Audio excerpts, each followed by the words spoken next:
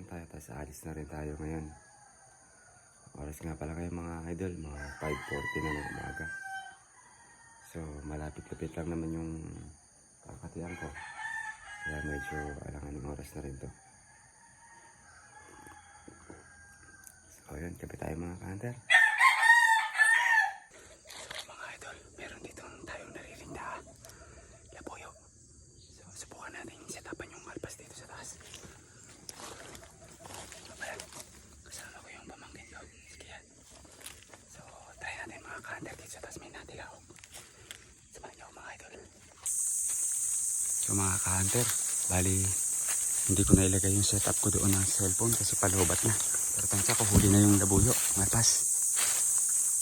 So titignan ko ng mga ka-hunter kasi pumiyok na eh. Hindi ko nailagay yung setup ka-hunter ng tripod. Pasensya na kayo kasi palubat na eh. Huli na akyan. Ayun na, huli na oh. Bata pa. Sabi mga ka-hunter, nakapiyok. Tignan na. Tignan na nakatakas na, nakatali yan.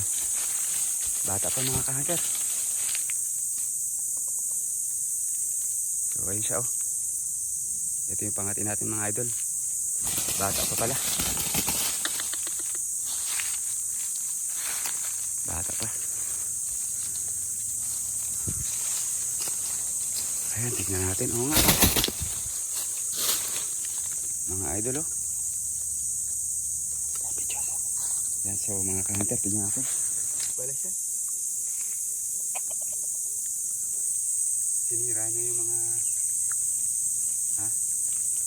Hindi dyan. So ayun mga ka-hunter oh. Nakahuli na naman tayo.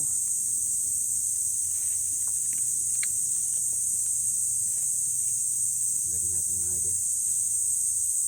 Nalid siya. Kasama yung pakpak. Oh, may natula pa din mga idol.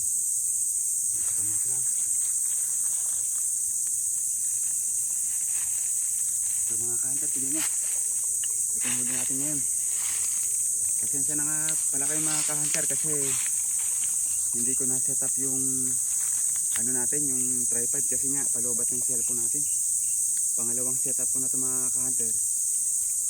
Ayun ka-hunter, una natin sineset up yung tumutula ako doon. Kaso nga lang ayaw pumalo nung naandun. So may narin time, palapit pa rin ka-hunter. Ito ka-hunter, ang ganda ng tulak na ito. Bata pa oh. Tingnan yung mga ka-hunter. Maka. Yung ka-hunter oh. Tingnan nyo.